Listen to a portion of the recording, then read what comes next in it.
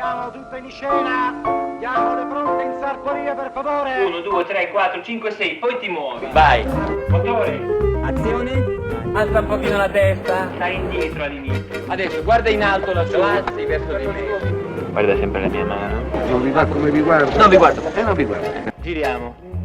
Buonasera, grazie.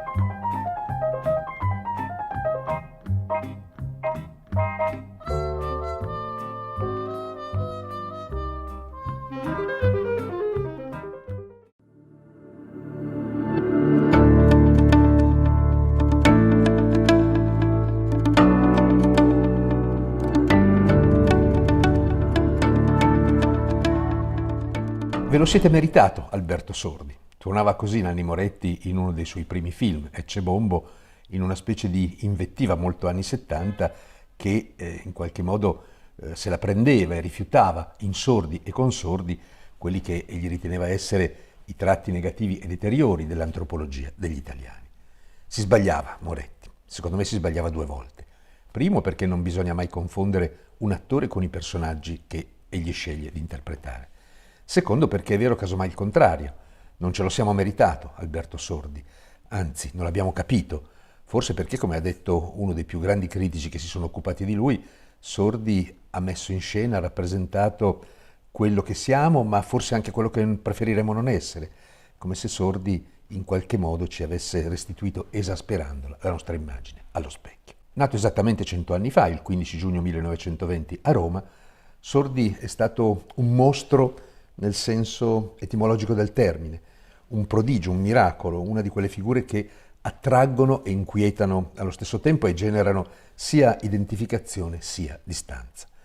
In più di 60 anni di carriera ha interpretato qualcosa come 160 film, lavorando con maestri come Federico Fellini, Ettore Scola, Mario Monicelli, Luigi Comencini, Dino Risi, Antonio Pietrangeli, Alberto Lattuada, Mario Bolognini, Luigi Zampa. Ha diretto una ventina di film come regista, e poi ha lavorato per la radio, per il teatro, per il varietà, per la televisione, ha fatto il doppiatore, ha scritto e interpretato canzoni, insomma un performer totale, un artista duttile e poliedrico, capace di maneggiare ad altissimo livello tutte le arti e tutte le tecniche dello spettacolo. Prendiamo anche solo il suo lavoro come doppiatore. Dalla fine degli anni 30 Sordi ha prestato la sua voce a Oliver Hardy, Ollio in italiano, il ciccione della coppia comica più amata dal pubblico di tutto il mondo, e il suo timbro baritonale si oppone a quello stridolo e acuto del doppiatore italiano di Stan Laurent, Stalio, e contribuisce, anche con le pause, anche con il ritmo, a definire l'identità comica del personaggio, almeno quanto la frangetta, le bretelle sul pancione, i baffi a spazzolino e in qualche modo il naso a patata. Oltre a Oliver Hardy, Sordi ha prestato la sua voce ad attori come Anthony Quinn, come Robert Mitchum, e in almeno un'occasione ha doppiato perfino Marcello Mastroianni nel film di Luciano Emmer, Domenica d'Agosto. Nel dopoguerra poi ha lavorato alla radio, inventando personaggi memorabili come i compagnucci della parrocchietta, dalla parlata nasale e dall'atteggiamento sempre molto perbenista, ma poi mi piace ricordare anche macchiette come il Signor Dice, come il Conte Claro o come Mario Pio.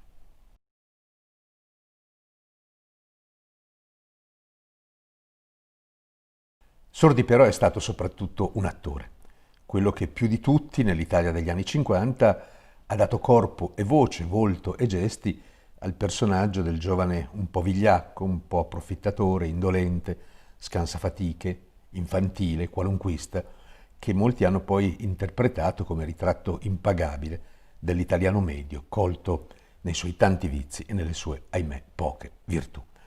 Esemplare in questo senso il personaggio che Sordi interpreta nel film di Federico Fellini, I Vitelloni, soprattutto nella scena in cui, passando in auto in una strada extraurbana, vede al bordo della carreggiata alcuni operai, lui li chiama lavoratori della mazza, che stanno lavorando appunto sull'asfalto, e li insulta chiamandoli lavoratori e facendo in qualche modo il gesto dell'ombrello accompagnato da una pernacchia.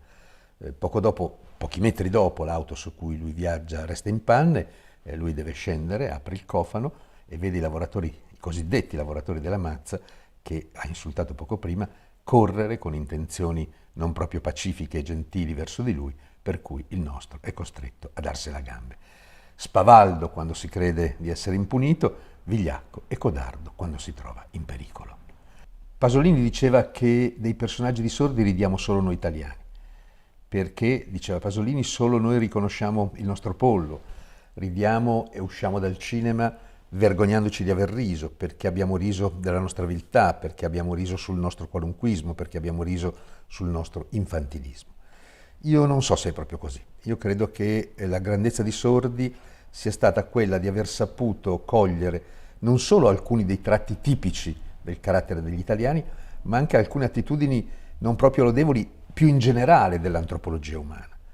Per quanto mostruosi siano i suoi personaggi, l'atteggiamento con cui Sordi li rappresenta li lascia sempre lì, in sospeso, in equilibrio fra un vigile criticismo e una indulgente e bonaria comprensione. E in questo sta, secondo me, la grandezza di Sordi, nel suo essere l'ultimo erede contemporaneo di una tradizione teatrale che è antichissima, risale addirittura alle maschere plautine, arriva alla tradizione vernacolare novecentesca, passando per la commedia dell'arte, passando per i sonetti di Giuseppe Gioacchino Belli, ed è una tradizione che irride senza mai abbandonarsi a fanatismi e giustizialismi, ma cercando piuttosto di capire ciò che mette alla berlina, per cui quando anche il personaggio di Sordi appare cinico in un dato contesto narrativo, poi Sordi lascia sempre intravedere una sua posizione antropologicamente comprensiva e lui stesso ribadisce con forza questo rifiuto di essere confuso con i suoi personaggi. In una intervista sua famosa degli anni 90, Sordi dice più o meno testualmente: non li ho amati neanch'io quei personaggi, ma non capisco questa accusa, io con quelli lì non c'entro niente, non ho mai interpretato me stesso, fra me e loro c'è soltanto un rapporto breve, temporaneo, io faccio l'attore. In effetti solo un grande attore poteva creare e interpretare personaggi epocali e indimenticabili come quelli che Alberto Sordi ci ha regalato. Ne ricordo solo alcuni fra quelli che si sono più profondamente insediati dentro l'immaginario collettivo. Penso per esempio al Nando Morricone, protagonista di Un americano a Roma di Steno, giovanotto trasteverino cresciuto nel mito del cinema americano al punto da comportarsi come se fosse nato a Kansas City, vestendo come un americano, muovendosi come egli crede si muovano gli americani, masticando il chewing gum come secondo lui fanno gli americani, fino ad arrivare all'apoteosi del suo goffo tentativo di imitazione culturale nella celeberrima scena dei maccaroni. Nando, dopo aver caparbiamente cercato di rinunciare agli spaghetti e al vino per sostituirli con yogurt, marmellata e mostarda, cioè con una dieta che egli ritiene più consona alla sua viscerale passione per l'America, non resiste alla tentazione e si avventa su un piatto di pasta asciutta al grido di Maccarone: tu m'hai provocato e io ti distruggo. Nella sua immediata evidenza comica, la frase ci dice quanto i miti culturali siano fragili e impotenti di fronte alla forza del sostrato, alla forza delle radici, all'idea di appartenenza che ogni individuo si è fatto di sé. Nel film di Luigi Zampa, Il Vigile, Sordi interpreta invece un disoccupato laziale, alla fine degli anni 50, che grazie a un caso fortuito e alla sua ossessiva sfacciataggine riesce a farsi assumere come vigile motorizzato dal comune. E con addosso la divisa, armato di casco e stivali, Otello, si chiama così il personaggio, crede di potersi finalmente vendicare di tutte le frustrazioni, di tutte le umiliazioni che ha subito nella sua vita.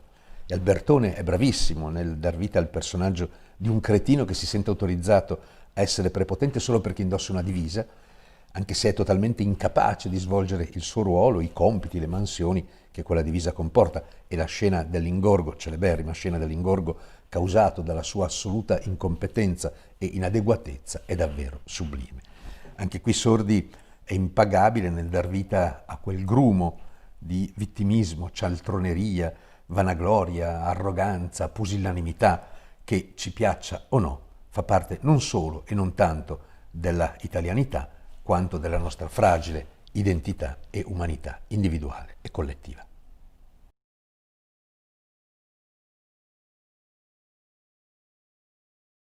Pochi altri artisti hanno saputo interpretare, come ha fatto Sordi, i miti e i riti dell'Italia uscita dal boom economico, creando maschere grottesche indimenticabili. Penso ad esempio a un film come Il medico della mutua, dove Sordi dà vita alla figura del professor dottor Guido Tersilli, laureato in medicina e convinto che la sua laurea debba essere capitalizzata il più in fretta possibile, nel modo più redditizio possibile. Per cui, alla faccia del giuramento di Ippocrate, il professor Tersilli ha due obiettivi tattici e un obiettivo strategico. I due obiettivi tattici sono: primo, aumentare al massimo il numero dei suoi pazienti, il numero dei suoi mutuati; secondo, diminuire al minimo il tempo medio necessario per una visita. E l'obiettivo strategico è semplicissimo: guadagnare di più, sempre di più, e per guadagnare di più Tersilli è davvero disposto a tutto, a simulare finti malati, a inventare false malattie, a speculare sulla salute dei suoi pazienti, veri o presunti che siano, e i suoi pazienti non sono poi molto migliori di lui, perché sono a loro volta mediocri, sono a loro volta paranoici, corruttibili, ossessivi, parassiti, e danno vita tutti assieme a un'immagine sicuramente non positiva di un certo tipo di società. Molti altri personaggi di Sordi presentano caratteristiche analoghe. Penso per esempio alla figura dell'industriale romano megalomane ma inetto che Sordi interpreta nel film di Norisi, Il Vedovo, dove il suo sogno è quello appunto di restare vedovo e si dà da fare per restarlo davvero, nella speranza di ereditare i soldi, il patrimonio della moglie milanese che lo tratta con disprezzo e si rivolge a lui con l'appellativo di Cretinetti. Ma penso anche a un film come Il Boom di Vittorio De Sica, dove Sordi è un industriale fortemente indebitato a causa delle sue scarse capacità negli affari, e arriva perfino ad accettare l'idea di vendere un occhio pur di non mettere in discussione se stesso e il suo stile di vita. In un altro film, un film collettivo, I Complessi, Sordi appare dotato di una incredibile dentatura equina. È un giovanotto che partecipa a un concorso per diventare speaker televisivo. Il ragazzo è sveglio, colto, preparato, perfino disinvolto, solo che in bocca, al posto dei denti, ha una specie di segheria, ha due incisivi che sembrano pale metalliche di uno scavatore Caterpillar e una mascella di proporzioni conseguenti. Ad essere complessato, tuttavia, non è lui, bensì i suoi esaminatori, preoccupati e impacciati all'idea che un simile fenomeno odontotecnico possa entrare nelle case degli italiani e turbare i loro canoni estetici consolidati. Davvero pochi altri artisti hanno saputo rappresentare, come ha fatto Sordi, il disagio della modernità, il velleitarismo con cui l'Italia, a cavallo del boom economico dei primi anni 60, ha cercato di diventare borghese, quindi le smorfie, gli sforzi, gli affanni con cui una piccola borghesia, spesso culturalmente poco attrezzata e poco coraggiosa, ha cercato di afferrare il benessere e di ostentare uno status che non possedeva.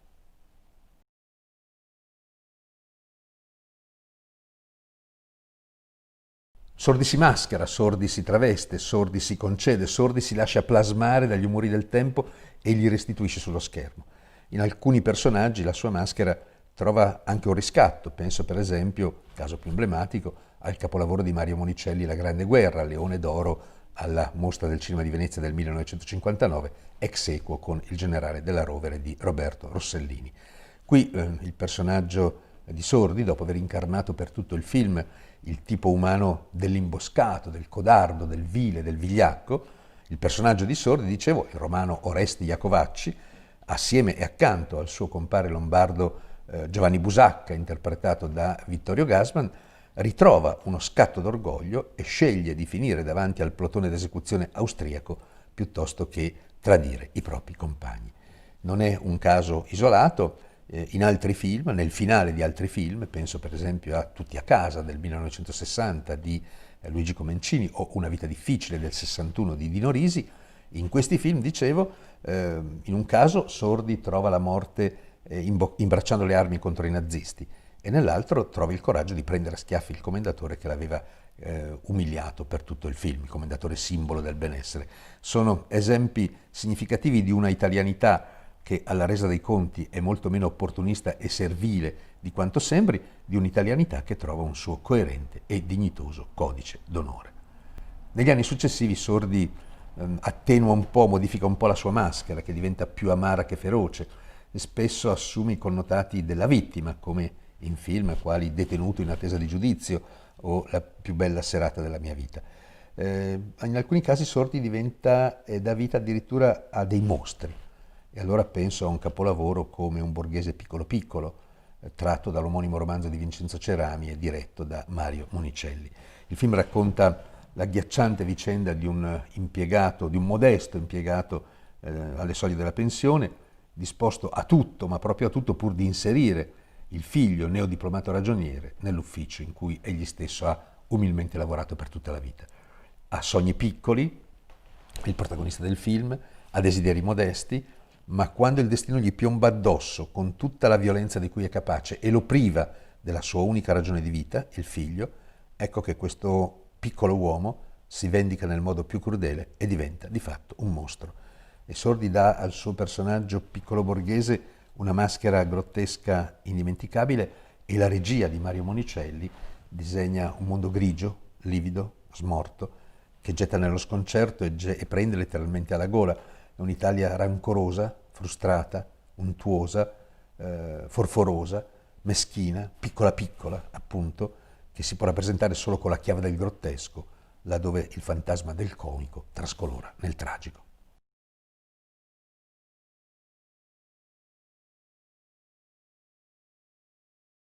Come regista Sordi ha diretto una ventina di film, a cominciare da Fumo di Londra del 1966, dove mette in scena, come aveva già fatto del resto nel film Il diavolo di Gianluigi Polidoro, le inadeguatezze e le nefandezze comportamentali di un italiano all'estero, incapace di comprendere usi e costumi diversi dai suoi e di relazionarsi con codici, con valori differenti da quelli in cui è cresciuto. Fra le sue regie sono molto interessanti, anche rivisti oggi, film come Scusi lei è favorevole o contrario, sempre del 1966, ritratto di un agiato commerciante di tessuti separato dalla moglie con tante amanti da mantenere quanti sono i giorni della settimana, e in un'Italia scossa dalle polemiche sulla eventuale introduzione del divorzio, che allora non era previsto dalla legislazione italiana. Oppure è molto interessante, anche più interessante, mi viene da dire, un film come Finché c'è guerra c'è speranza del 74, sapido e acido ritratto di un commerciante d'armi che garantisce alla sua famiglia un altissimo tenore di vita, vendendo fucili, bombe e mitragliatrici in Africa e alimentando guerre e massacri fra i poveri più popoli del mondo, pur di consentire alla moglie e ai figli di appagare tutti i loro vizi. Non tutte le regie di Sordi sono così impegnate, così sintonizzate su grandi temi epocali.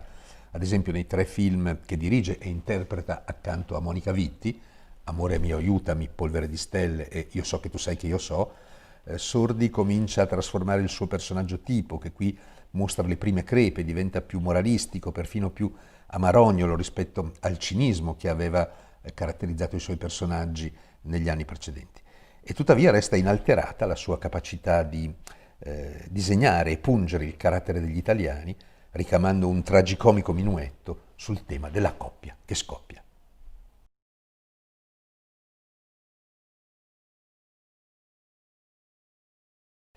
A partire dagli anni '80, nell'ultima fase della sua carriera, se si eccettua quella grande maschera grottesca che è Il Marchese del Grillo, dove Sordi si cala nel doppio ruolo di un nobile romano dedito alle burle e alle beffe e di un popolano carbonaro suo sosia, se si eccettua, dicevo, questo film, il registro interpretativo di Sordi si immalinconisce un po', e il moralismo si accentua, così come il pessimismo sociale e esistenziale.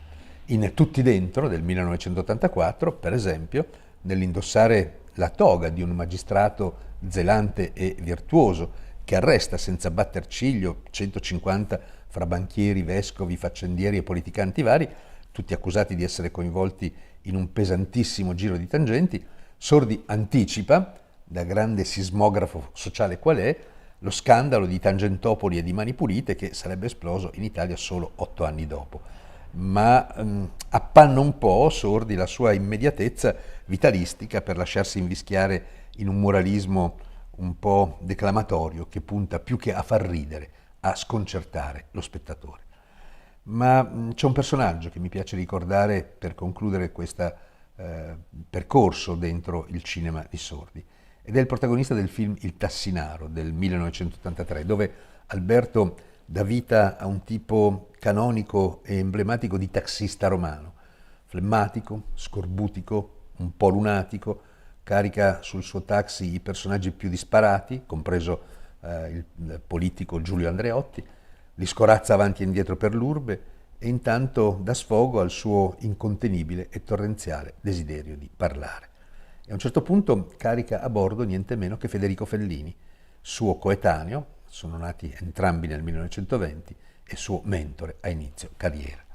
E non appena riconosce il maestro, il tassinaro Sordi inserisce nell'autoradio una cassetta con le musiche di Nino Rota e poi si abbandona a una lettura strepitosa del cinema di Fellini, evocando, dice, quelle scene fantastiche piene di trippone, di chiappone, di zinnone, di bucine e poi di preti sdentati, di monache cappellone, di cavallerizze, di cardinali, di clown, di pagliacci col fischietto, di vecchi che si perdono nella nebbia. Fellini lo ascolta, divertito, un po' sorpreso, e poi gli risponde con una battuta che vale davvero, secondo me, l'intero film. È una battuta straordinaria che ci interroga su ciò che davvero vediamo quando andiamo al cinema e quando vediamo un film. È una battuta che ci induce, mi induce a chiedermi e a chiedervi che cosa abbiamo visto davvero noi italiani nei personaggi di Sordi e perché abbiamo riso.